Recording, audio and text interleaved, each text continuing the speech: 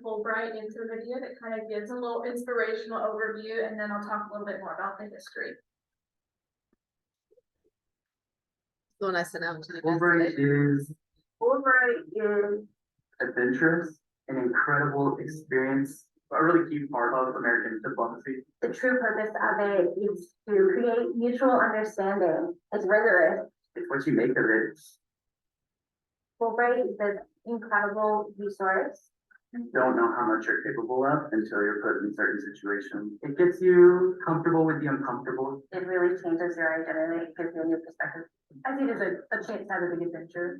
You embrace those hardships, you make it your own.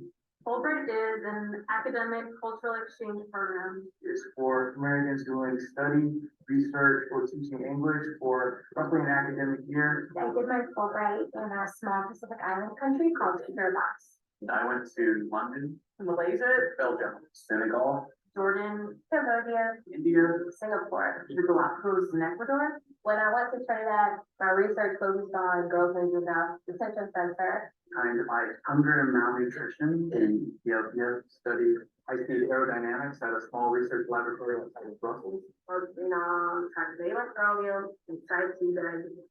Working with researchers to understand the impacts from plastic pollution. Taught fifth through eighth grade students conversational English. The whole point of my project is to create empathy and understanding and respect for Kiribati people. It's a life-changing experience. It's not just your grant year. Fulbright is lifetime. Fulbright is for everyone. So that means that Fulbright is also for you.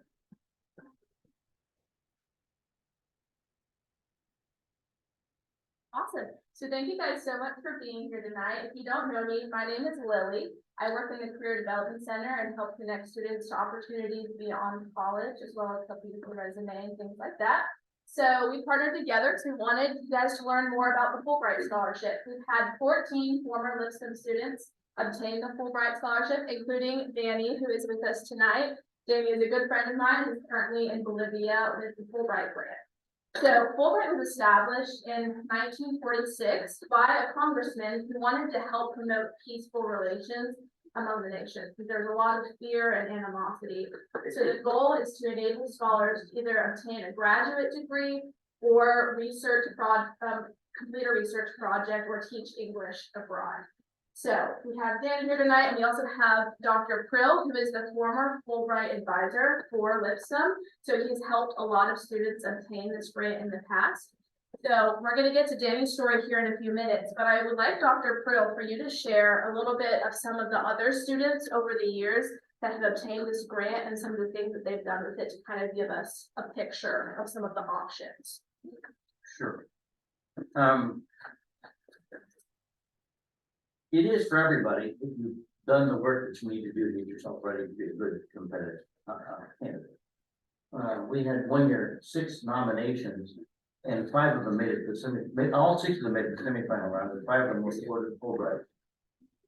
That's pretty remarkable for a school of 2,500 students, undergraduate. Nobody knows about us outside of Nashville, out of North Georgia, Kentucky, and so the students had done the work, and they did a really good application. They spent lots of time over and over again working on these things. And 5 of them were awarded. The one that wasn't trying to go to Israel and help all the graduate students took those Fulbrights. So our first one went to Austria to look at the ways that non-Austrians, especially minorities who are coming into Austria as immigrants, were being integrated into the Austrian culture, or not, as the case may be, as a sort of model of what's happening in the US. It was kind of fun. One of our recent Fulbrights was going to go to Uruguay and study how social media and new communication, like, Uruguay is getting their version of Fox News and Newsmax and America One and all of those things, and what that's doing to the political climate inside of Uruguay is fracturing at the same rate what's here. Those are people who did projects overseas. I could talk about when we're done with this. We can talk a little bit more about how to be ready to qualify for one of those project grants, because they're a little harder to get than the teaching assistant grant. You can go and teach English overseas in a foreign country. Depending on the country, you have to have a level of their language. And so mostly it's intermediate one, which isn't, it's like, if you're halfway through your second year of Spanish and you paid attention and done well, you're probably intermediate one, which would mean you can qualify for any Spanish speaking country Fulbright. It's better if you can go mostly speaking the language. It's just easier. But as long as you can meet this minimum threshold, you're pretty good. One of our Fulbrights went to teach in Spain for a year. At the time, Danny, she hated me for the first 6 months because she was in a little village of 18,000 people. Most of the other Fulbrights were in Barcelona, and she was the only one in that village. And she did only 2 people in that village from her. She did not have to adjust her English.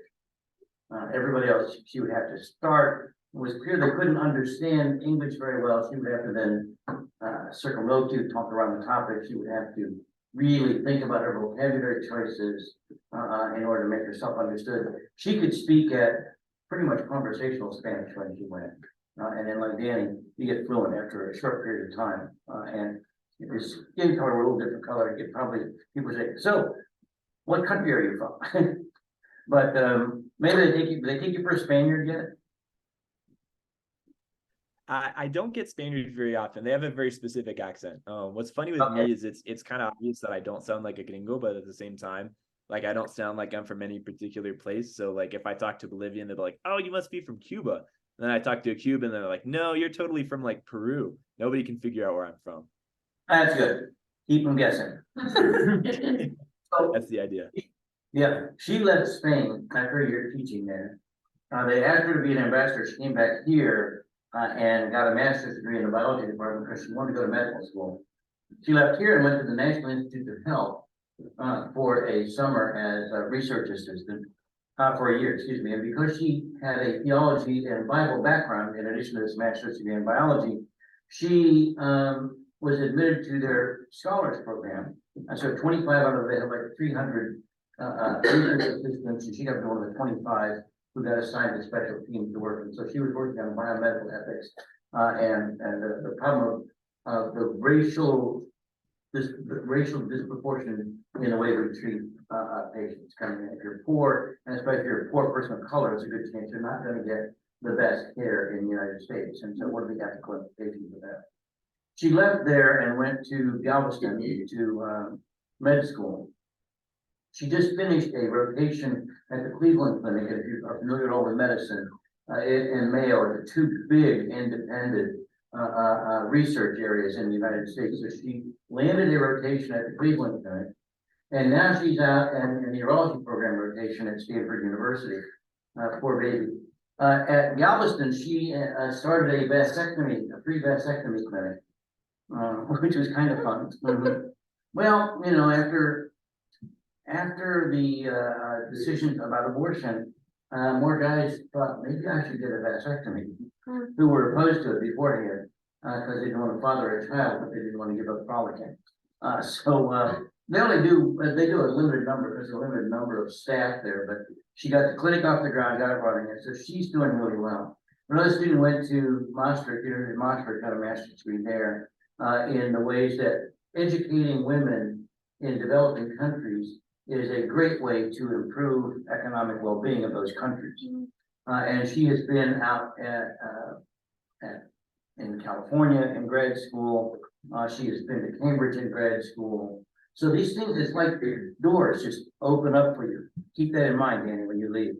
Doors open up for you. And it's a great way. They probably tell you that too. That it is a tremendous opportunity if you can get one of these things to propel your career in ways that you might not have thought about otherwise. Now, you shouldn't be mercenary about it, but that is something to keep in the back of your mind. All right, I'll quit so he can talk because he's okay. I never had one. Yeah, that's great. So we're gonna show a quick video that the Honors College made because there's some information about Danny's grant as well as another student who obtained the grant, and then we're gonna have Danny talk and tell his story for several minutes.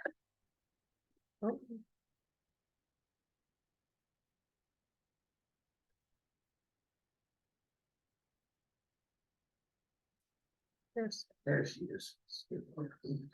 Oh, and I forgot to mention that intro portion, as Dr. Pearl alluded to, there are different kinds of grant depending on the area that you're studying in and what you want to do. So if you're considering applying for Fulbright, make sure that you read about all the It's really different grant interesting to me, options. specifically because I'm sorry, Lily. It's okay. I had taken honors classes in high school, and so I really wanted to continue challenging myself. Oh, there I When am. I showed up, one of my biggest challenges was academics. I wanted to push myself, and not only that, I wanted to be intentional about putting myself in a scenario where everyone around me had the same academic goals and the same desires, the same motivations that I did. I think honestly, I love this house. Like, I love using the space here, like for studying. I actually made most of my friends at college in this house. I think the Honors College does a great job at building a community that we need to be happy and have a fun time in college. And then we also have a lot of Honors College sponsored events, like movies on the lawn or going and experiencing different cultures. I can't say enough about how much, socially, the Honors College has done for me. For my Fulbright grant, I'll be spending 3 months in Bolivia in a city called Lipscomb, and I'll spend the other 7 months of my 10-month grant in Cusco, which is in Peru. As a biochemistry major, I get to go present my research I've done this summer in Puerto Rico at the ACS conference. Now that I'm graduated, I'm going to be a part of the Fulbright Scholarship, so I'll be moving to Colombia to teach English, and then also part-time, I'll be working with the Women's Rights Organization. So I'm very, very grateful to Honors College for that. The development, the kind of iron sharpening iron, it doesn't stop here. It continues as long as our friendship lasts. I'm hoping with a lot of these great friends will be a lifetime.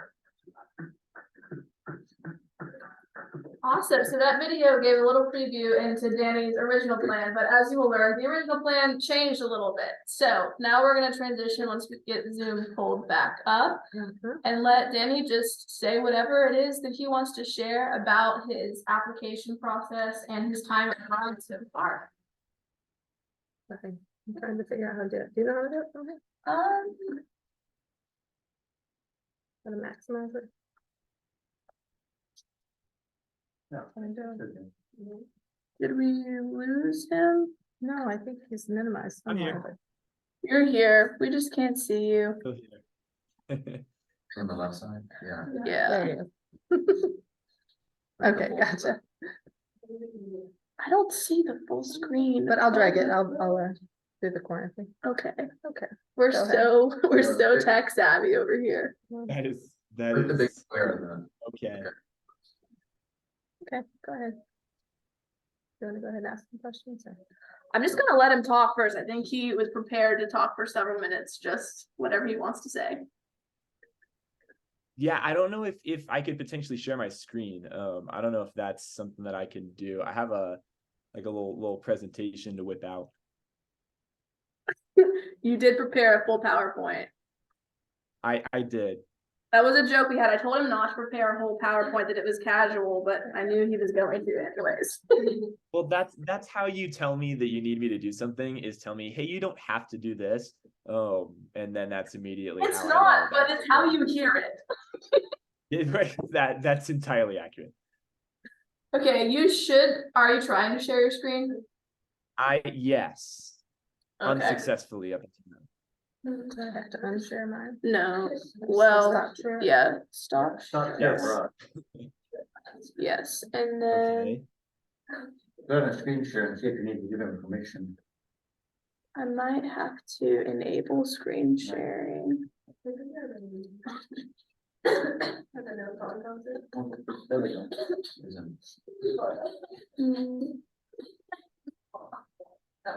Okay, try now. Oh, okay, I think it's working. Here, let's see if I can get this to work. Hold on. Please work. Okay, let me know. Yes, Can y'all Yeah. see? we're good. Can y'all see that? Okay, Yeah. great. All right, so beautiful. All right, so hello guys. As I've already been introduced, my name is Danny Catula. Currently on a Fulbright grant. Been here for about 8 months, and I have 2 left, which is already a little sad. Looking forward to having to go home.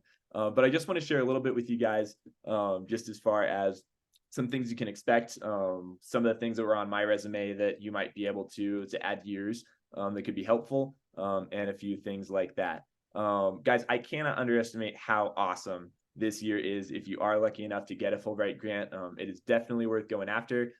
It's a big challenge. You heard it in the original video. It's strenuous. It's a pretty serious thing. It's a big mental challenge. Academically, obviously, there's challenge involved personally more than anything. But the experiences that you get out of something like this are pretty incredible. And I was surprised by exactly how much independence I was given to kind of explore my own ideas and thoughts and topics. That wasn't something that I expected from Fulbright. That was a really cool benefit as well. So just a couple of things that I want to show. I've mixed random pictures that I really love in here just so I can show off my pictures. So don't mind those.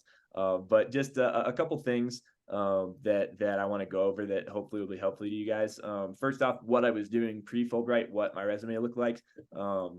Then a little bit of the application process, how I prepared for Fulbright, a little bit of what I'm doing right now, and then some of the things that I'm thinking about and some of the ways that Fulbright's helping me in my next career steps. So my career before Fulbright was very much in the vein of sports media. I graduated in December 2022. Pretty much immediately went right to Bolivia, but I got a Bachelor of Arts in Public Relations and Spanish. So I was a double major here at Lipscomb. I was involved pretty heavily in sports commentary with our radio station, a lot of sports journalism, communication experience in general, a lot of PR stuff just because that was my major. So I was very much kind of in the sports scene and switched gears a little bit to do Fulbright. I'd also studied abroad in Costa Rica. Terrible timing because it was spring 2020, so we only got about half of that semester in before COVID curtailed it. But very, very fun time. I'm imagining that was something that definitely helped with my application. Had a few internships, a lot of them with sports teams, just because that was where my career path was mostly heading, probably where it's heading again. I had a total of 4 internships, just to keep in mind. They said in our PR major that 3 was the kind of the ideal mark that you wanted to hit. So that's something to keep in mind too. I was pretty involved in on-campus stuff, did a lot of stuff with our media organizations on campus, a couple of different chapters of organizations, things like that, that I was involved in at Lipscomb too. Did a couple mission trips as well in high school, and then one with Dr. Bradshaw, funnily enough, in Guatemala, also before COVID messed things up. But so I was involved and had been to Latin America specifically a couple of times before, and I would imagine that was helpful. Some of the things that I did to kind of prepare ahead of time that you're also going to want to do, connections, getting yourself connected with whatever local organization you're going to work with, whatever that looks like for you. That's a huge deal. And this is where things kind of split up a little bit. So ETAs are what are the English teachers are called. English teaching assistant, I think it stands for. So usually they're going to be assigned a specific school, a high school. I know I've seen elementary schools. Sometimes it's even universities, but whatever the case may be, they're gonna get your application, and once they accept you, they're gonna put you in a specific place. So if you're an ETA and that's what you want to do, you don't have to worry about this quite as much. And in some cases, if you're an open study student like I am, and you're just researching a specific topic, you could be using it as part of your grad school. And so in that case, you'd need a postgraduate program, and there's just not a whole lot of them that are at a level that would work with Fulbright generally. So you're going to have your options narrowed down pretty far. But in my case, I didn't have either of those. So mine was very much, I just kind of had to figure out what I wanted and do a lot of research, leverage any connections I had, which were not many, and just try to figure out what type of organizations would be willing to work with me and were interested in similar things that I wanted to research. And the sooner you can figure that out, which group, which organization, foundation you want to work with, that's going to narrow down what you're expecting to do on your project. It's going to help you plan out a lot more thoroughly and a lot more practically, because you're going to be able to sit down with that person who runs that organization and say, okay, this is what I want to do. What do you actually need? And how can I be helpful to you? Because sometimes those are kind of two different things. So you can kind of flesh out your details in advance. And another important thing is to really get ahead of delays, right? So especially in Latin America, but all over the world, the standard of response times with emails, even text messages, things like that, just isn't quite the same. So being prepared and just getting out ahead of things like that is going to be very beneficial. And then specific application materials, you're going to see this as the application opens for whatever window you want to apply for. There's a lot of writing. It's almost purely writing. So you'll have like 2 or 3 that are just kind of full essay questions. You'll have a couple paragraphs that they're specific questions, but they really want you to expand upon those questions quite a bit. The Fulbright committee, which analyzes everybody's application, what they're really looking for is well-developed ideas, planned out stuff. They want to know, I'm going to work with this organization. I want to do this thing. In my case, a lot of that stuff changed, and that's not a problem. But the more you can kind of show that you're prepared and you have a plan and a goal in mind, that's going to go a really long way with the Fulbright committee. And something you're going to keep in mind as well, this is an academic program, but at the end of the day, academics almost come second to Fulbright, because this is a government funded program, right? So the biggest thing for the government, the reason why they put funding into this, is that we as Fulbrighters are actually playing a pretty important role in foreign diplomacy. So what we do, the people we interact with, actually has a lot to do with what the embassy does in your local country, with the relationship that, even on a governmental level, but especially on a local level, just between people, that countries have between each other.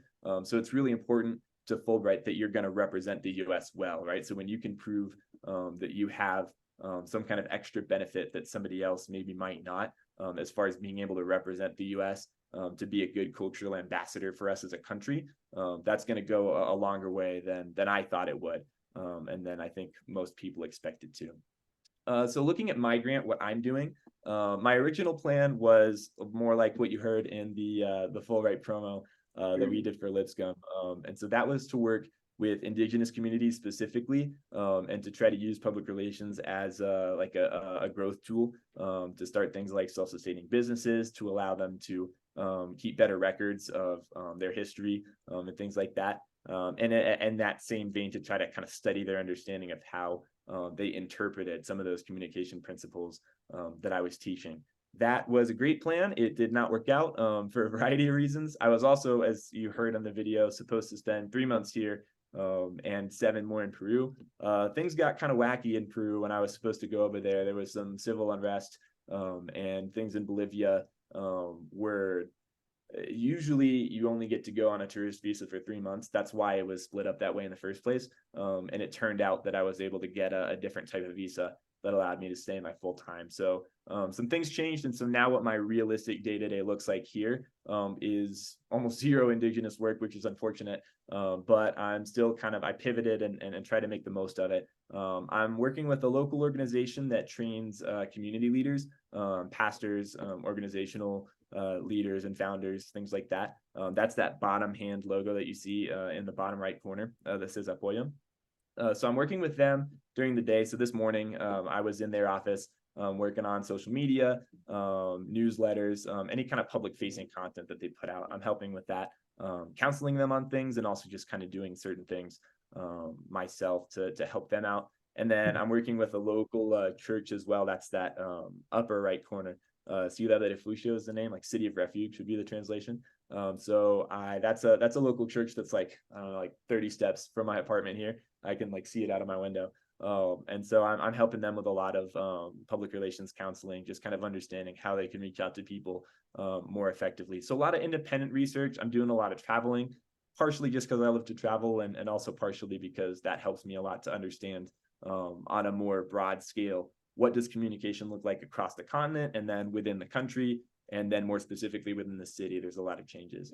So those are the main things that I'm focusing on. How do they communicate? How do they interact? How are businesses using those things to try and improve what they do and reach out to people more effectively? And I know that's a really, really brief run through. If you want to know more, my contact is going to be at the end, so you can ask me and I'll nerd out about it. So some of the specific things that I've done, a lot of presentations. You would be surprised. There are very, very few people that come here from the United States or from anywhere else in general. So when you see a white person, it's funny because like they just kind of expect you to know things. It's really, really strange. And so there have been a lot of people who've been like, hey, can you like come to my like organization and talk to us about public relations? They're like, hey, can you teach this group of people? I'm like, yeah, sure. So it's the things like that have fallen into my lap a few times. I mentioned I'm working in the office with Fundación Apoyo with social media, things like that. Doing a lot of travel. I had mentioned that as well. A lot of cultural involvement, just trying to get myself involved with just on like a friendship level, on like a professional relationship level, just really getting really involved as much as I can in what is Bolivian culture. And then I'm also teaching English. So they gave me 2 classes this semester. That's that same church that I'm helping with communications. They also have like an English teaching program. So I'm teaching English. I have the speaking class and the advanced class. So our 2 highest levels I'm teaching this semester. So I'm not an English teaching Fulbright grantee. That wasn't why I came here. But really in either case, if you're an ETA, you're probably going to have some kind of study on the side that they're gonna like your application a lot more if you have that, and it'll be a little bit more fun to have like a project that's kind of specific to something that you're passionate about. And then same thing. So for me as an open study grantee, I've ended up teaching English because that kind of just happens here. Not a lot, especially in Bolivia. Not a whole lot of people who are able to teach, and it's very much in demand. Some of the outcomes of what I've been researching, just for me personally, and maybe for public relations as a whole. There's kind of a more global context that I have now for what that discipline is. So my understanding of the field, how it works, is a little bit more nuanced. I've been able to kind of incorporate some non-US ideas, and Bolivian concepts, thoughts about things are just very different in general. And of course that applies to communications. So it's made me a more effective communicator across cultures and just in general.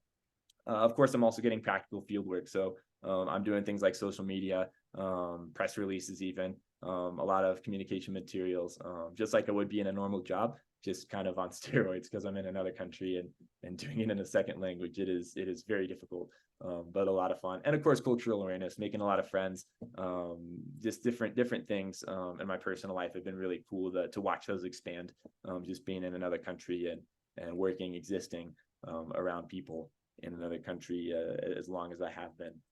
And there was a quotes page in this presentation template that I made, and so I figured I would add a quote. So hopefully that this is inspiring to you. You can just enjoy that. That's all that is. But back to more important business. So here's what's coming next, I guess, for me. So I've got a couple of different options. I'm still kind of trying to decide what I want to do.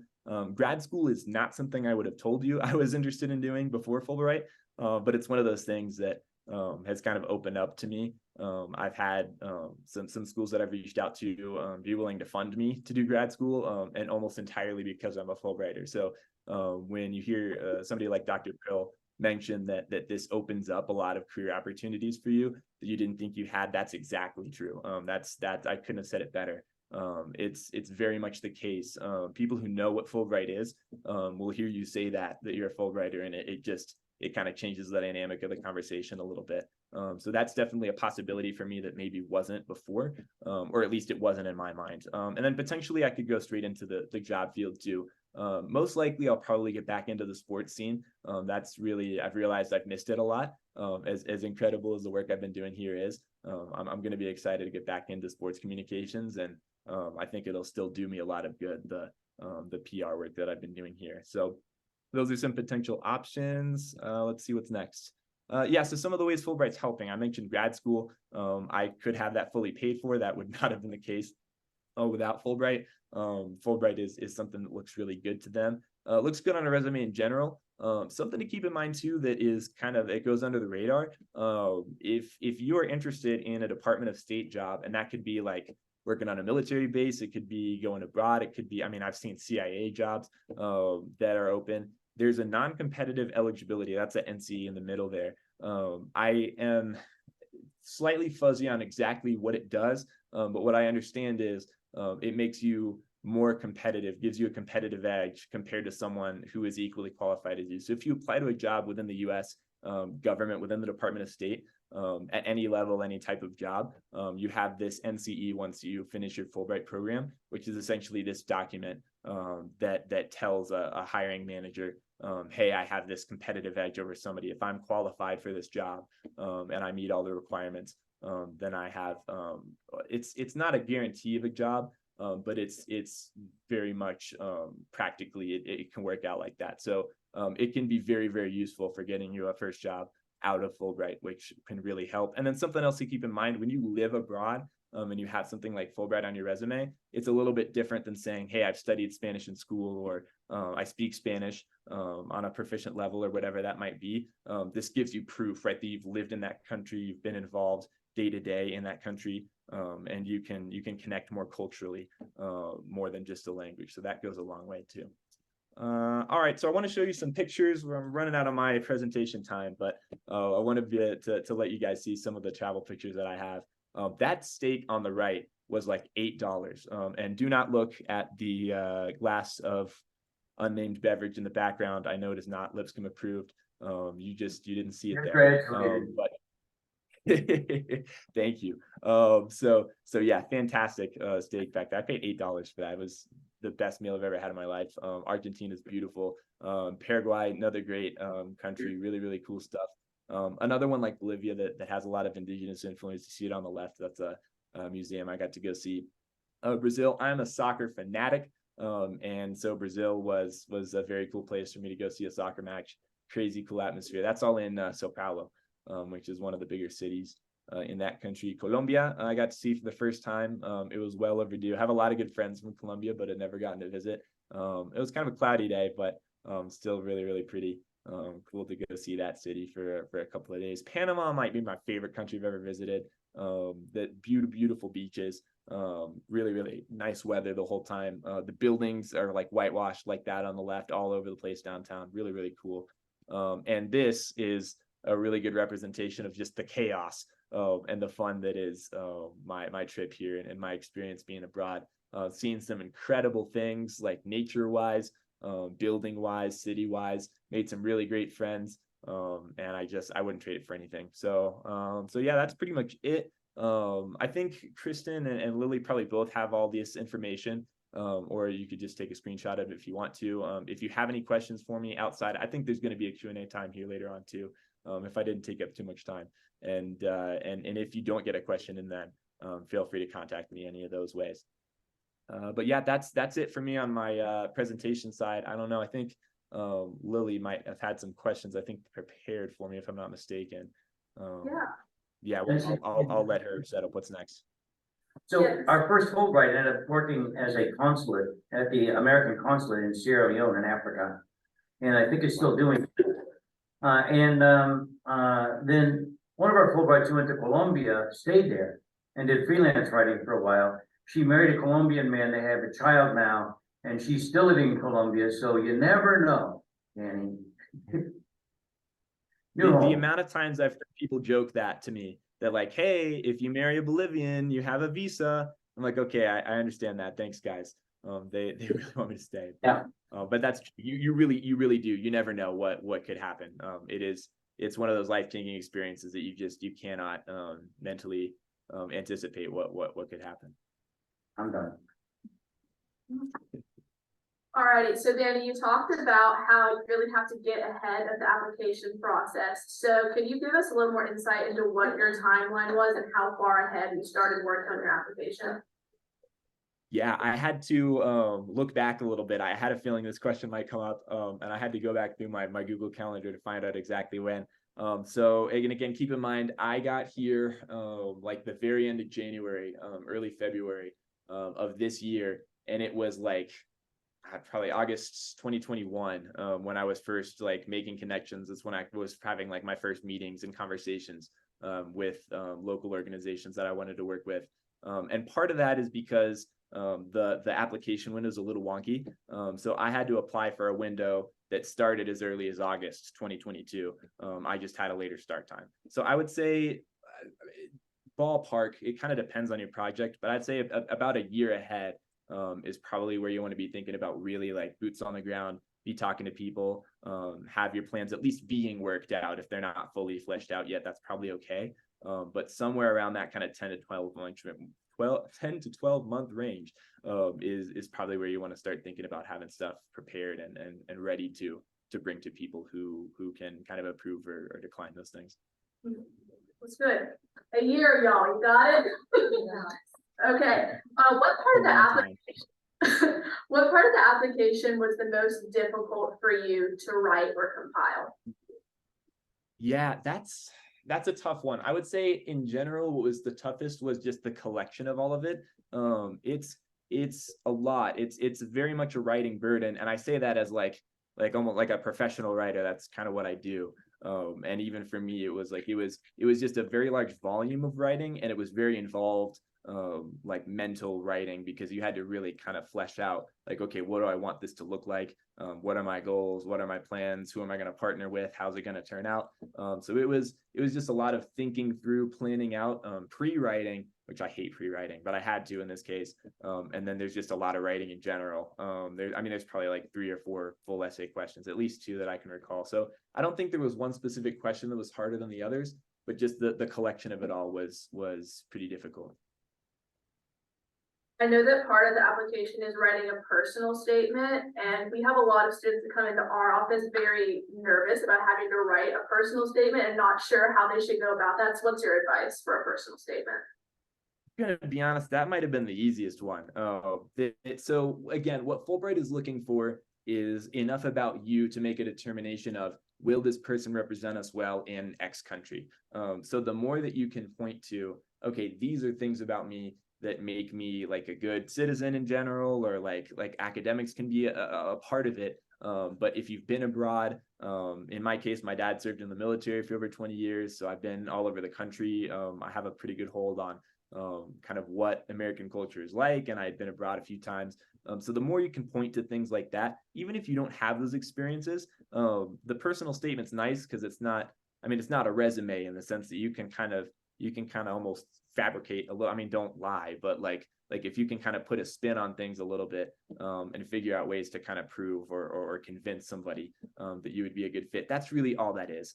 So they're not looking at a checklist and saying like, okay, if you don't have a 4.0 and you haven't done this activity, then we're just going to decline you immediately. They just want to know that you're going to be a good fit and you're going to represent the US well. Awesome. So we've learned throughout our time together that you had pretty strong Spanish skills before going to Bolivia. So outside of just your college classes, what did you do to prepare yourself linguistically before going? Yeah, so I had always kind of felt like there was something missing, that was like in high school classes and college classes. I had always wanted to speak at a fluent level, and at a certain point, academic Spanish is kind of, it has a goal of teaching you history and the social aspect. There's a lot that goes into it that's not the language, and that's good. It makes you a more informed speaker. But at the end of the day, I really just wanted to speak as fluently as possible. So the nice thing for you guys is you have absolutely no excuse, especially with Spanish. There's a ton of Arabic language, or Arabic. There's a ton of Asian languages. Southwest Asia, there's a lot of Southeast Asia too. All around Southern Nashville. You guys are like 10-15 minutes away from some awesome like local restaurants, little grocery stores. That's what I did. I went and just talked to people and screwed up a lot, and learned. And people are surprisingly willing to work with you. If you go and just talk to people about like what their life is like, about what their culture is like, if you take an interest, they're really gonna like help you rather than just look at you like, dude, are you lost? So it's very much an option that you guys have if you want to kind of go beyond what college classes can offer you as far as speaking the language fluently and feeling really comfortable. That was one way I think I was able to stand out a little bit. Yeah, that's good. You really got involved with real people who are speaking that language rather than just the textbook version. Did you put that in your personal essay, by the way? I absolutely did. Yeah. And Lily can attest to this. It was kind of a rite of passage for my friends. Like if I didn't take you to one of my favorite like little taco places or like one of the little like Colombian places that I love to eat at, you weren't really my friend. Like that was how you knew. Oh, those were like, I had friends in those places. That was definitely something I referenced. Oh yeah, I could never order for myself when I went somewhere with Danny because I could speak Spanish. Okay, That's so true. tell us a little bit more about some of the skills that you've learned that you think you're going to be able to apply to other jobs even when you come back to the States. Oh, wow. I could answer that for a really long time. I'll stick to the personal side. There's definitely professional things. But I think personally, just like self-confidence in a sense, proving to myself that I can do a lot of the things that I want to do as a career in a completely separate language. just kind of proves to me that I can do it in my first language, right? When I'm back in a culture that I'm more comfortable in, where I know people, and it's there have been so many things that have just proven to me that I'm capable more than I thought I was before I left. So just self-confidence, and then beyond that, an ability to, because I had always kind of loved the idea of connecting with people who are unlike me, who are from another place, who look different than I do.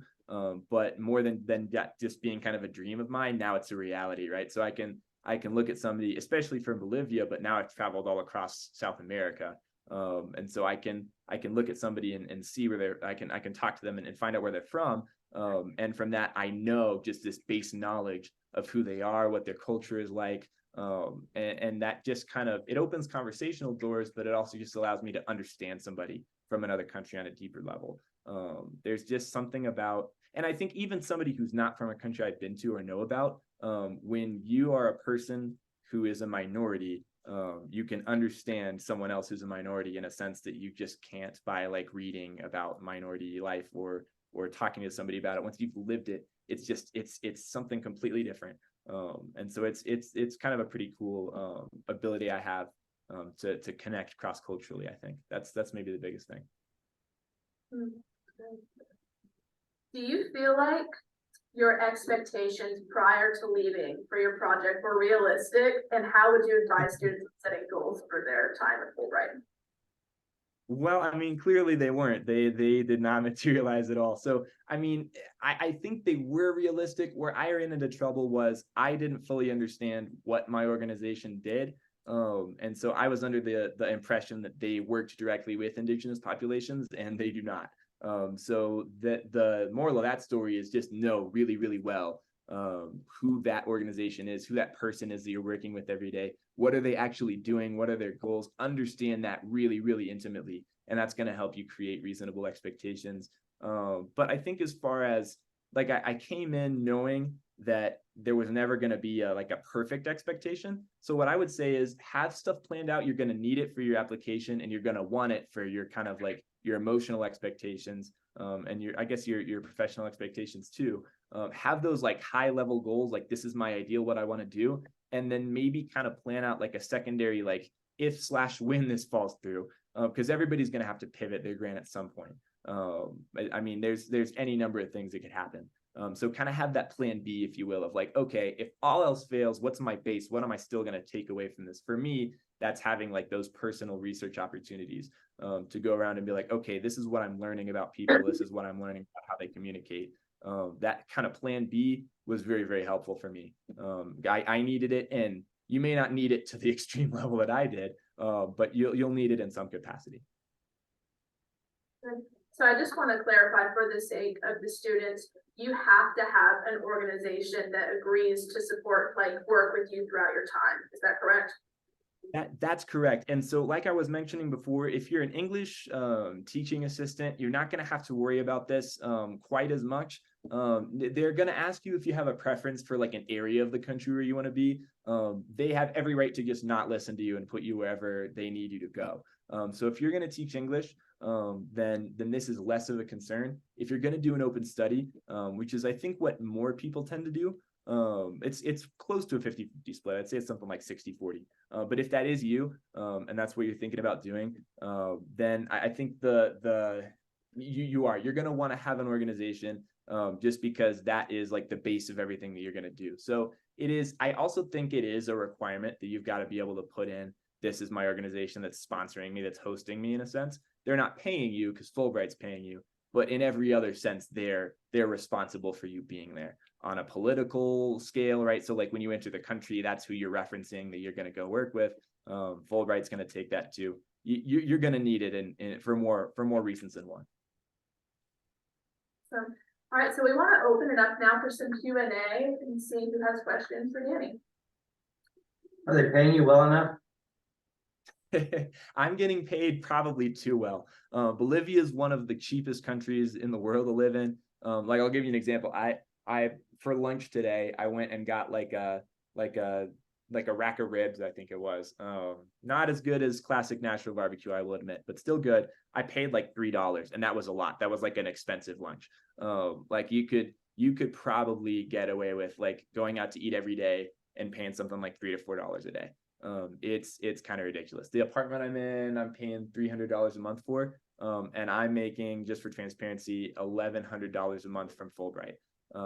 And so that's more than enough, right? So I've saved a lot to go travel. I'm probably going to take a little bit back with me even.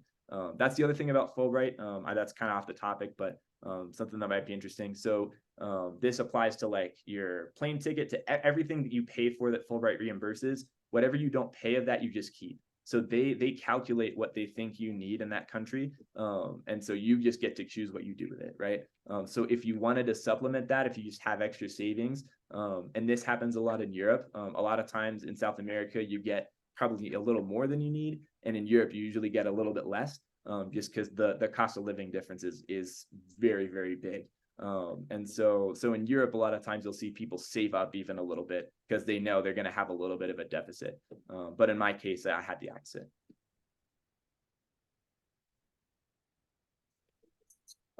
Is this like a post-senior year thing? Is this, okay. Yeah, so you pretty much have to have a bachelor's degree by the time you leave. You're either gonna apply during your senior year, or some people also apply after graduation if they wanna go the following year. Gotcha. And this is something, if you end up, you can actually apply at any point in your life. So if you become a researcher someplace and you would like to do some research overseas, you just develop a relationship and apply as a 40-year-old person. If you go into academia and you become a senior lecturer someplace, you can apply to have a Fulbright year as a sort of swan song. Yeah, that's right. So no matter what your level is, you are going to need a bachelor's degree. That's a standard requirement. Okay, the question I'm wondering is, so if you have to find an organization that's like committed to working with you, do a lot of organizations have hesitation with that, since there's no guarantee about you actually being able to go to that country to be able to do the work that you're bouncing? That's a really good question. And the answer is yes. But with a contingency, which is in a lot of cases, these organizations have never had somebody come in from the outside and ask for help. So it's enough of a big deal for them that they're kind of willing to take that risk. And so it's also important. I should mention, like, you should lead with that, right? So if you come to an organization and you say, hey, I want to work with you guys, and then like 4 or 5 months down the pipeline, you're like, oh, by the way, I might not get this. Oh, that's not ideal, right? So you want to make sure that they know ahead of time. But you're going to have a lot of organizations that are so interested in having your help and having your influence and your research on their organization, that they're willing to go through that like uncertainty, right? So as long as you're upfront with them, that's usually not a concern. But there are going to be probably a few organizations that will maybe be a sticking point for them. So it could make your search a little bit longer. That's possible. Sorry, no, it's okay, go ahead. How easy would you say the transition was into Bolivia? Like, how supportive was the Fulbright organization with like finding housing and like transportation and things like that? Yeah, so Fulbright is the independence that you get with Fulbright is a blessing and a curse. I'll say it that way. So it's awesome from a research perspective, because you kind of get to I mentioned it before, whatever you really want to explore, you get to explore that. But at the same time, they basically say, okay, here's your money, find your housing, find where you're going to live, figure that out. So what I would do is lean on the U.S. Embassy in many countries is the direct Fulbright contact. So in my case, in Bolivia, the U.S. ambassador to Bolivia is like I have his phone number, and we're in direct contact. He's my main contact if something comes up on a political level, which it hasn't, but that hasn't been far away from happening either. So that could happen. There's also some countries that have a Fulbright post, and so that Fulbright office is going to do that, but it'd be the same thing. So lean on that person that's your Fulbright contact. They have worked with Fulbrighters before. They know where the good areas of town are. They know what your needs are going to be a little bit more. And then your organization, right? Whoever your main contact is, they're going to be really helpful too. But in a sense, I didn't know a single soul. I had not met a Bolivian in my life. I didn't know anybody who was living here. I just had talked to my organization, and that was it. So I was very much on my own. I figured it out, but it took some time. So it was it was a fun adjustment, but at times it was rough. So the more that you can kind of lean on those people that you do have those connections, that's going to help you a lot. I was going to ask what your, I guess, thought process / research process went into thinking of your idea and your grant proposal, and how you kind of got to what you wanted to research and study. Yeah, that's a great question too. Also, hi, good to see you, Clivey. So yeah, it's one of those things where I had this like grand idea of like, ooh, I can like fix all these like social problems with this degree that I have. And it was a good idea and concept, but it needed to have kind of those rough edges smoothed out, if that makes sense. So I talked with anybody that I knew from the region, and said, hey, this is my idea. Like, what do you think? Is it going to work? Like, you know, these people, does this make sense? Is this something they need? How can I tailor it to this specific place? And that helped me a ton, right? So I had this kind of just general idea. And those people, I didn't have many, but I sought them out every possible way. And I found enough people who were able to kind of give me an idea of like, okay, these are things I can change. This is how I can make it more specific and applicable. So that was, I mean, that was a long process just in itself, right? So going from that idea phase to like, okay, how does this actually like fit into the culture here? Is it going to work? How can I kind of fix some of these snags? And that took a few months just in itself. Thank you. Any other questions? I just have one question. Would you say that there's a certain type of research that tends to have an advantage, or something that would kind of give you a leg up in the application process? That's another really good question. So it's when you go into the Fulbright, when the window's open to apply, every country that offers a Fulbright exchange is going to have their like post person or their whoever it is. They are going to outline specifically what they're looking for. So some countries are going to say like, hey, we're only accepting applicants for like mechanical engineering, or like we're specifically looking for somebody who has this interest. And so that tells you, right? So that'll give you a specific idea of like, okay, this country makes sense for me to apply for because that's what I want to do. Or if you really, conversely, if you want to be in one specific country, you're like, okay, let me tailor it around this thing. In my case, I mostly chose Bolivia because they said, well, we're really interested in working with the indigenous community and we're interested in micro business. I said, great, I'll put those two things together and hopefully it works. and it did. So that's kind of where the first thought process is, and where the kind of where the light bulb in my brain went off of like, oh, this is what I could do. Because I wanted to do Fulbright. I just wanted to be abroad. I wanted to be in Latin America however I could. And so that's Fulbright kind of opened itself up, and I saw that on the Bolivia page specifically, and I said, all right, great, it's Bolivia. That settles it. So that'll help you narrow down your country, and it'll also help you specify like, okay, these are things that these countries want. There's no, I guess to answer your question more generally, there's no specific discipline that they're like, we really just like this in general. It's going to be very much by country. And then, sorry, another question to go off. Are you applying just specifically to go to one certain country then? Yes. So yeah, so you only get to apply to one country. So that's kind of the downside, is like you have to choose one country and that's your country. So it's not like you could kind of have a backup plan in another place. I don't know why that is. It seems like it'd be ideal to be able to do that, but you can't. So you have one country that you can apply to, and if you don't get it, you kind of got to wait for the next year. So I'm sorry, one more question. Are there a lot of people that apply 1 year and then they apply like the next year and like try to do it again? A lot. I would say from what I saw on like chat boards and message boards with other Fulbrighters from my year, it was probably like 50+% of people who were like, hey, it's my second year, my third year applying, wish me luck or whatever it was. There are a lot of people who will try again the next year. And so that's a nice thing too, is once you're a Fulbrighter already, you can't be a Fulbright student again. So like I couldn't apply for another Fulbright student grant, but if you were declined, then you could. I've seen people who had applied a third or a fourth time. That's completely allowed. There is something on the website also, the analytics that tell you how many grants there are, how many people apply for those grants, and so you can sort of look and see Well, Bolivia doesn't have, it may, like Colombia, they usually have a lot of grants, and not it. So maybe your chances increase a lot if you decide to apply to Colombia as opposed to Spain, for instance.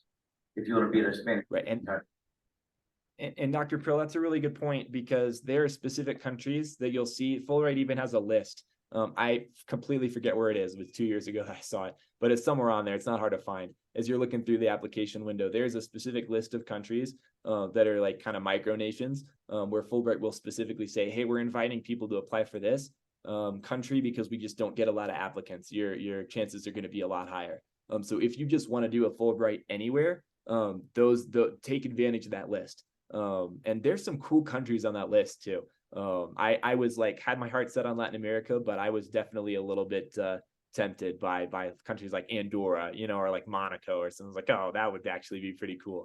So don't underestimate some of those smaller countries. And another point on this, applying to Bolivia was specifically advantageous to me. And I didn't do this for this reason. But there were like maybe 5 or 6 total applicants to Bolivia. So my chances were really, really high. And with an open study, there's no specific number. Usually they don't put out of like, hey, we're going to award 2-3 grants. Open study, a lot of times it'll depend because it depends completely on the funding that embassy or that Fulbright post has. So you could be the casualty of just, that country maybe only has, 1 Fulbright student allocated in their budget. That could be the case. So sometimes it has very little to do with your application and a whole lot to do with luck or being strategic, right, about a country that is going to have fewer applicants. I have another one. Yeah. You talked a second ago about how you just really wanted to be in Latin America, and the Fulbright kind of opened itself up. But can you talk about how you turned that desire to be in Latin America into a compelling application? Because I feel like I'm having trouble I'm applying for Spain, and I was there this past summer. It's awesome. I'm really excited to potentially be back, but I'm having trouble making it sound like I really am excited to be part of the culture and like less tourism, Yeah, that's a good point. I mean, I think it's difficult because there's kind of a fine line, between like tourism and especially for us, right, when we grow up in the United States and we haven't lived abroad. We didn't grow up there. We don't have, like ethnic ties to these countries. It's kind of a it's a fine line, right, between getting to be a tourist and really feeling like you're a part of that culture. I would lean into the things that you enjoyed and maybe the things that you were able to kind of that were compelling to you about Spanish culture. I'm assuming if you want to go back that you had some cool experiences. The more like you were able to interact with the people, right? The more that you were able to get involved in like a local, like for me, it was soccer. Like in all across Latin America, soccer is like the thing. It's like religion here. And so I used that to my advantage. And I said, well, okay, like I'm going to support the local soccer team. And I kind of talked about examples where I'd done that studying abroad in Costa Rica, for example. And so maybe it's not soccer for you, but I guarantee there's something, right, that really drew you to that culture. So the more that you can talk about that draw for you, and then also maybe a couple tangible examples of like, okay, this was a way that I was involved or a way that I wish I was involved, right? That's a strong play too, is to be able to say like, well, if I had been here longer, like this is the thing I would have done, or like this festival that they do on the other side of the year, like that was really cool to me. The more you can kind of sell yourself as really being interested in tangible, specific things, that's going to go a long way. I don't know if that helps. That's a really complicated question. There's no perfect answer to that, but hopefully that gives you an idea. Yeah, thank you. Sure. Bolivian wine any good, or is it just Argentine that carries the day? Bolivia might be the worst country in soccer on the planet. It's not soccer. Torture. No. Is Bolivian wine any good, or do you all go to your wine? Should I answer this question, Dr. Prill? Are you trying to get me in trouble right now? They're not Is that what you're listening. doing? They're not listening. That's true. I can do what I want. I will tell you, there's a specific place in the south of Bolivia that's renowned for its wine. It's like the Napa Valley, I guess, of almost a continent. Really, really famous wines. It's ridiculously good. It's the best wine I've ever had. It's awesome. So we did like some wine tours, got to kind of try the different varieties and stuff. I'm not like a wine connoisseur necessarily, I just like the one that's sweet and tastes good, right? Like that's all I know. Like all the notes of stuff, I was not really sure how that worked, but really, really good wine. So there's definitely a wine culture for sure. Chilean food was not good, but Chilean wine was really good. I believe it. Brilliant. Sorry, this is kind of unrelated to Fulbright, but are you trying to like come back and commentate soccer, or like is there other sports that you're kind of Oh, interested man. Don't get me started on that, man. I would love to. So I spent a couple of years directing our radio station on campus, which is called the Bison. So I was for a year there, I was like paying out of pocket to go cover games like away, like for our basketball team and soccer team and stuff like that. There is absolutely no money in that radio station, but we have the equipment, right? And so I was like, well, I want to commentate, and we're playing these games. And there's an open space at every game because Lipscomb doesn't have a radio station, like a real one that covers us. And so I was like, well, why not? So I really enjoyed that time of my life. I would absolutely go full time into broadcasting. It's a very difficult market to break into. Just so many people want to do it, and there's not a whole lot of jobs just because. As you get older, you get better at it. Instead of like in other disciplines, usually as you get older, you start to retire. As you get older in sports broadcasting, your voice actually gets better. So that's the unfortunate part for us young guns. But so all that to say, I would love to. If not, something more in like the sports communication side of things, public relations, working for a specific team for a league. I would love something like that too. Awesome. Do I remember you won an award when you were here? I won a few. Yeah. So our station won a few awards collectively. And then as a journalist, I had a few national awards as well. Doesn't hurt, does it? No, it doesn't. It Okay. doesn't. They all go in the application. That's right. That's right. Yeah, I put them all in there. Can we take a photo while you're still up on the screen? Everybody who's here, just kind of stand in the front and then we'll say goodbye and. It's so good to see you. I'm gonna go ahead and Congratulations. stop the record. Glad you're having a Well, great, great to see you. glad you're having a great year.